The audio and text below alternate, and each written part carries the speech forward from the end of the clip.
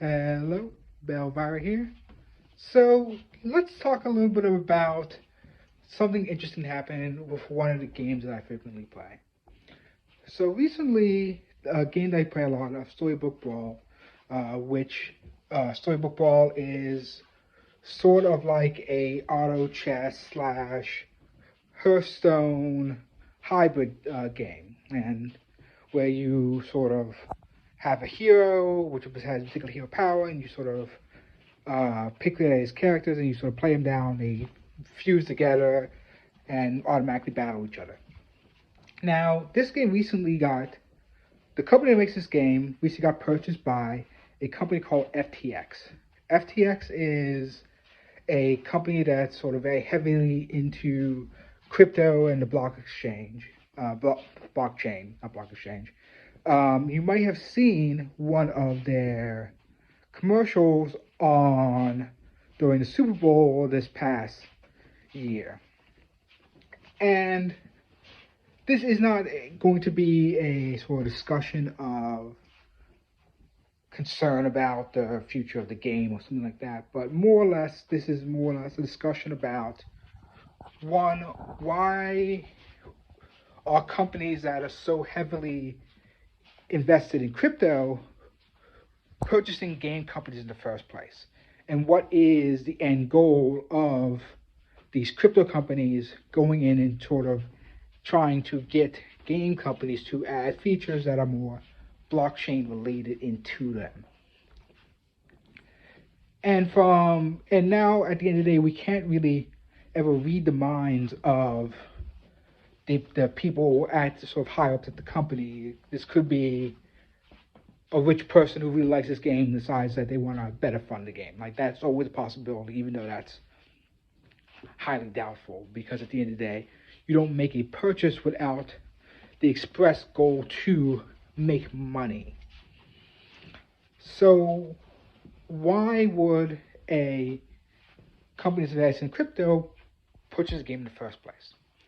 And the answer is because of the fact that there's a large number of companies who currently believe that the blockchain and NFTs and things of that nature are a path forward to financial investment. Like, they are sort of the next phase of the microtransaction, essentially, where you can have a macro transaction where you can say to a particular player, hey, guess what? You get a special offer for your character that only you own, because we only made 500 of this character art. This character art might be a little computer generated by its structure, but at the end of the day, it's unique to you. And guess what? When you're done playing the game, you can also sell this particular character art to another person, and maybe you can make some money off it yourself. And that is sort of what that model is, and sort of the explainer of how a company might want to try and integrate in NFTs into a particular game.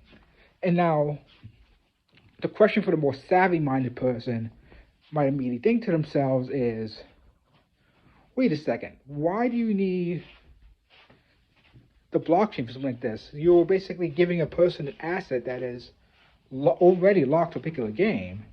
Like, this is simply a database entry in this game, right? What's going on here?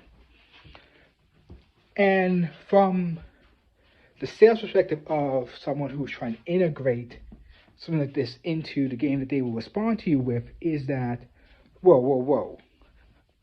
The blockchain allows me to very securely know who does and who does not own it. You might go like, so does a login system, right? They'll go, but if I wanted to sell this, I can sell this outside the game. And you might go, wait, hold on a second. Why? What? Why? You're very confusing. And they'll respond, blockchain. But at the end of the day, that is one of the integrations that these sort of companies are trying to do. They're trying to create the next level for that super whale. And what a whale is that when people sort of talk about mobile games in particular, only a very small percentage of people actually spend most of the money in a game, and these people refer to as whales. And people are seeing sort of blockchain and NFTs as an additional way of whale hunting, in quotation marks, where now you're promising this whale that, hey, guess what? You might be able to get your money back on your investment here, even though in reality this is probably not true, because it's all dependent on whether or not a game has long-term survivability, and also whether or not this whale has the ability to find someone else to sell this to. And now I'd like you to explain her, what do I really think about this as a business sort of venture?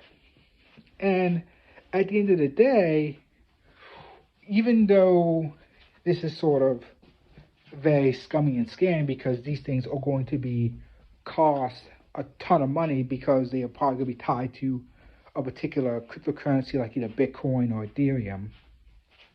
So the regular levels of cost is going to be hundreds of dollars. However, if someone were to do this and not tie this really to a particular cryptocurrency, or create their own within the system, which again is bad for a number of reasons, I think this is something that a company could definitely make money off of, but it's not something that is required to be done in the blockchain itself, because there's no real purpose of it. It is a reinvention of wheel of the sales system that exists in games already, like Steam has this exact same system already built into it. A lot of your older games, like your CSGOs, has some systems built into it. Things like Roblox has things like this built into it already as well. And this is sort of a reinvention of the wheel, trying to tie it to cryptocurrency. So I don't think this is really something that's dynamically new and unique, because it's not. It's just they want to tie it to crypto because they can. And those are my thoughts. Have a great day.